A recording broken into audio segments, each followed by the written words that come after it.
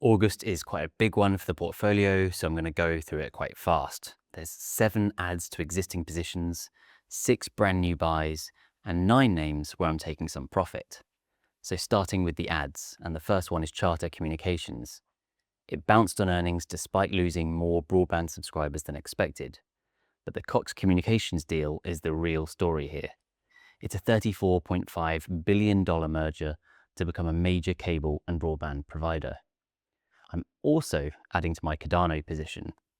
It's sitting at around 18 cents, and I think it's in a quiet accumulation zone over the next few months.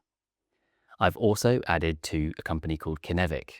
It now has a new CEO, Helena Saxon, who starts this month, and the stock jumped 8% on the news.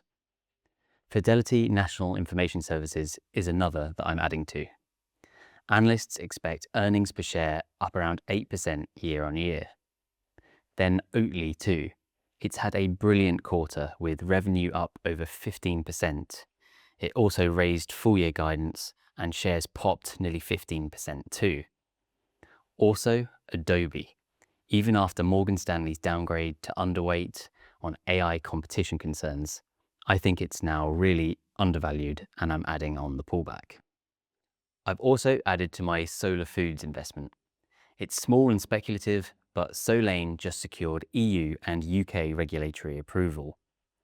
Then 6 brand new names I'm also entering, 5 of which are quality software and services. First is Salesforce. It reports on August 26th, guiding high single-digit revenue growth. Also SAP. Cloud revenue hit 24%, backlog up 26%. And Accenture. It beat on earnings but missed on revenue, and the stock's down sharply over the past year, and I think it looks good value now. 3i Group is next, 22% return on equity, dividend up 15%, though profitability at Action, its biggest holding, came in a touch softer this year. Next, I'm looking at buying Cognizant. It raised full year guidance, and over 40% of software development is now AI assisted. I'm also interested in Adyen at these prices. It missed on earnings per share, but reaffirmed 20 to 22% revenue growth guidance.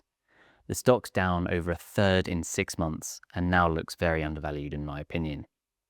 And the 6th is a genuine contrarian bet, and it's Lululemon. This one has been absolutely brutal. The stock is down around 40% this year after slashing full year guidance, blaming negative media commentary and product launches that missed the mark. Q1 revenue actually beat, but the forward cuts spooked the market. It's high risk, but at these levels, I think the bad news is more than priced in. So where's the capital coming from? 9 names I'm taking profit on after the big runs. The ETFs first. EEM up around 50% over the past year, VBK up nearly 24%, Block up nearly 32%. That's a lot of gains banked in just one move. Scottish Mortgage, net asset value return of 27% this year. SpaceX, now over 19% of the trust. I'm also looking at selling Jupiter. The buyback is progressing nicely. It's had a strong first half of the year too. And then Nokia. It jumped on raised guidance, but has pulled back since. Mercury Systems reports later this month, and I think that makes sense to lock in some gains ahead of that. Intel is another one, up over 170% this year, despite a rough July, and I'm happy to trim here in the strength. And Samsung. It smashed operating profit expectations again. So, that's August. Which of the new names, SAP, Accenture, 3i, Cognizant, Adyen, or Lululemon turnaround bet interests you the most? Follow me on eToro as Ed White1, and I'll see you in September.